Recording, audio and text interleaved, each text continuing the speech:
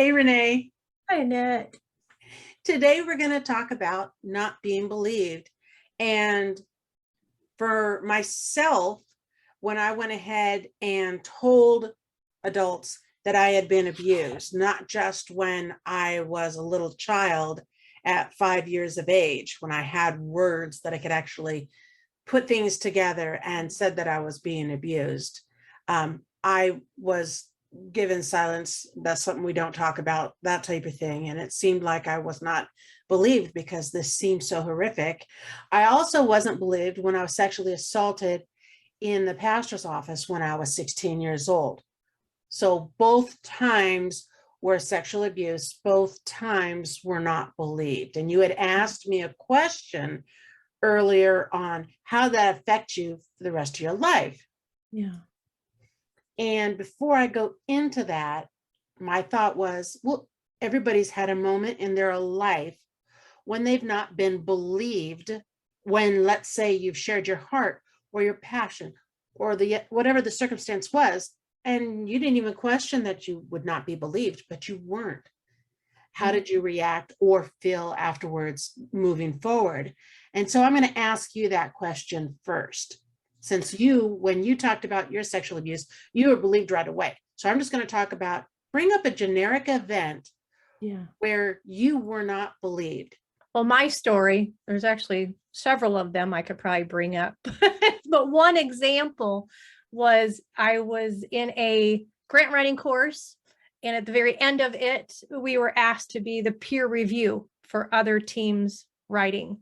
Oh, like in a group? Yes. So it was a large group of people, but we were all broken into small teams and we were writing grants for different things. So like one group of doctors and scientists, they were writing one specifically to try to find money for AIDS. Okay. So there's an idea, different things that were going on. And for me, it was exciting to be on the peer review piece of it, because now the professor's saying, I want you all to speak up and speak into the work that these people are doing. Tell them where to improve, tell them, what you like, blah, blah, blah. I like that kind of stuff. So I spoke up, every one of them, we were invited to speak up. So I did, I obeyed. I was loving it. But my coworker, after, I think it was the first day, my coworker pulled me to the side and said, Renee, you're really being prideful and you need to bring it down. Ouch. Yeah. And I'm going, The non-belief part was, dude, I'm doing my job in this class. We were asked to speak up. Now you're telling me to be quiet. And I didn't like that. And I not just didn't like it, but that wasn't the truth. The truth was, I'm doing what I was asked to do by the professor. I'm not doing this because I'm being prideful and I have to speak. And in fact, I was cornered in the bathroom later. That kind of helped with the whole story. And I was asked if I was on any organization's board. So that affirmed that I was doing it right. Okay. But because of the words he used and this tone he used and the disbelief of my motive, it created a distrust between me and him. It immediately drew me away from him instead of being a partner, a co-working partner with him. I did not want to have I really didn't want anything to do with him because I didn't want to be put down more. I didn't want to be disbelieved for my motives more. Makes sense. So it put a rift between our relationship. I kept a distance. I kept quiet when I was around him. Why should I speak up with him? Why should I offer anything? So those are some of the things that came from that situation. But big time distrust of this man from that point forward. So. And that's telling the truth and not being believed is truly challenging in life, no matter what situation it is. So for me, not being believed broke trust. It meant I wasn't being listened to. Right. And also I wasn't going to be protected in my situation. It caused me to become angry. In your situation, it caused you to give you space between that person. Yeah. For me, it caused me to become defensive it angered me, and I was resentful because I felt like nobody believed and nobody cared. I felt that it drew me to separate myself from my family. Though I had told the one person, this person was my mother, and she's attached to everybody else in the family.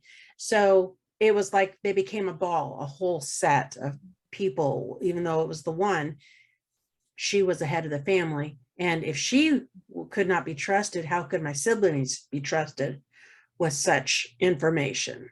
So they were thrown in the same boat. They were thrown in the same boat. They didn't deserve to be thrown in the same boat. But that's how I felt. Incredibly, incredibly alone. Yeah. To fight off something that continually happened. And I couldn't predict the when. I knew the where, and I could hide in a closet or whatever it is. But eventually I would be found in the closet. Why are you asleep in the closet? And my stories wouldn't hold water, and I needed to get back into bed.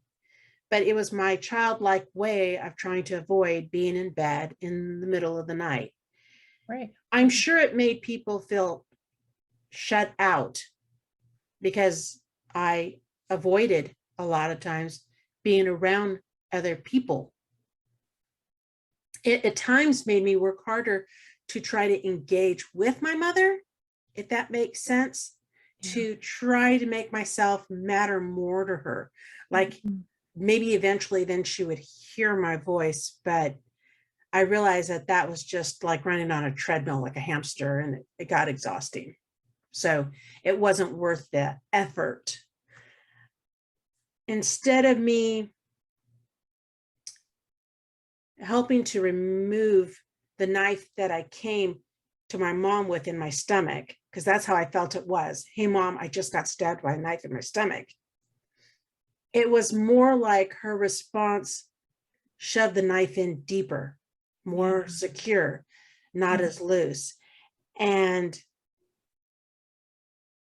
when it happened when I was 16 again, and they didn't believe me again. And then when they did find out, they supported the pastor more than they did me at all.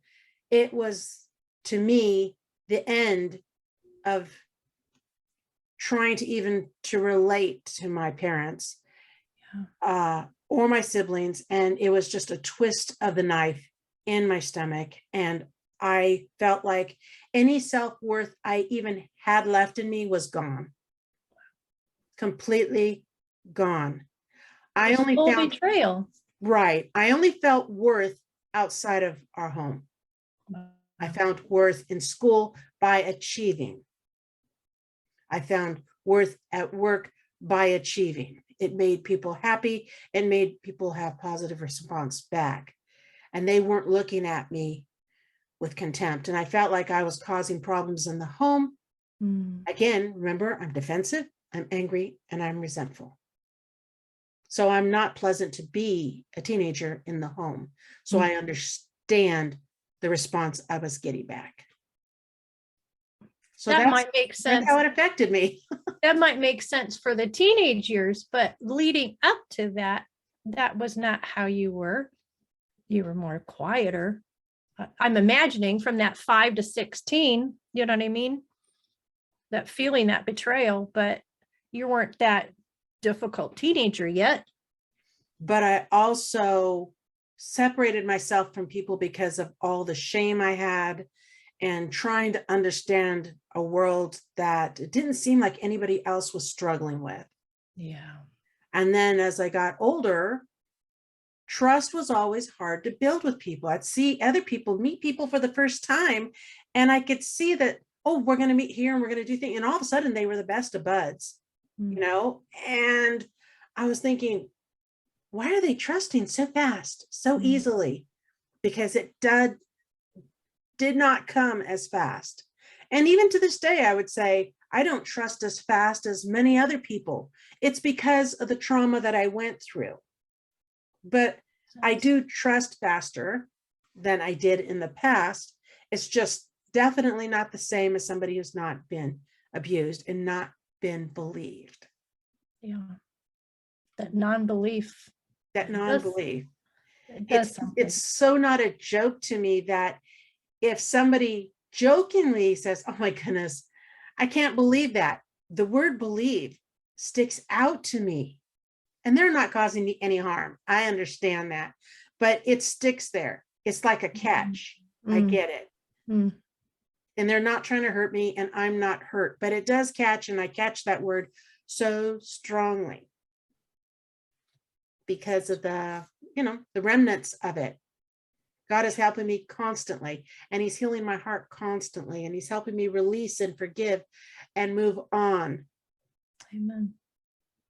But if somebody wears the same, let's call it aftershave that the pastor wore, they're not doing anything to harm me, right? Right. But here I am meeting them, and I could smell them, and that scent is so fresh. There's a part of me that goes on alert because the PTSD of that whole portion there is trying to flare up, warning. And I have to breathe and go, okay, God, need you in this moment, need you in every moment, but I need you especially in this moment. This person has Right done here. nothing, absolutely nothing. So that's how it affected me in the long run.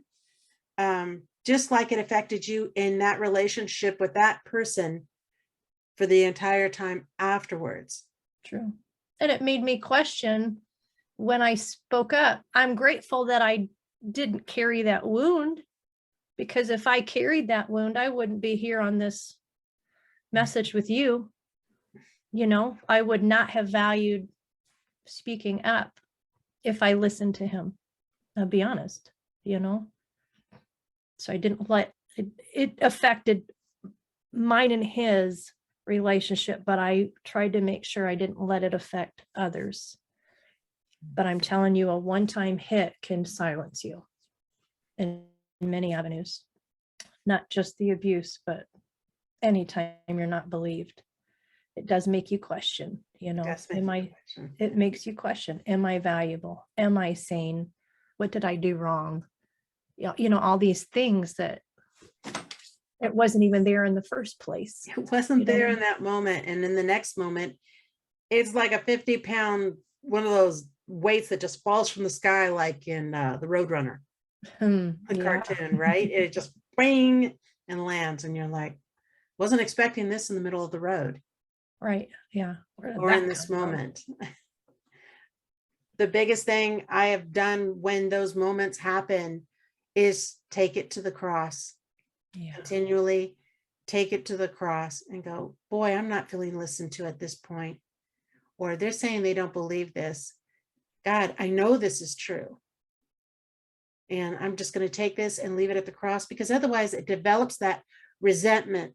It develops that defensiveness, and it definitely develops unforgiveness that has roots that want to go deep. And I don't want that. Amen. That's a good word. Well, thanks for asking that question, Renee. It was kind of an odd question out of the blue, but I appreciate it. Oh, it spun from another message that we had done that folks might relate to when they hear it. So there you go. All right. I'll talk to you later. Bye.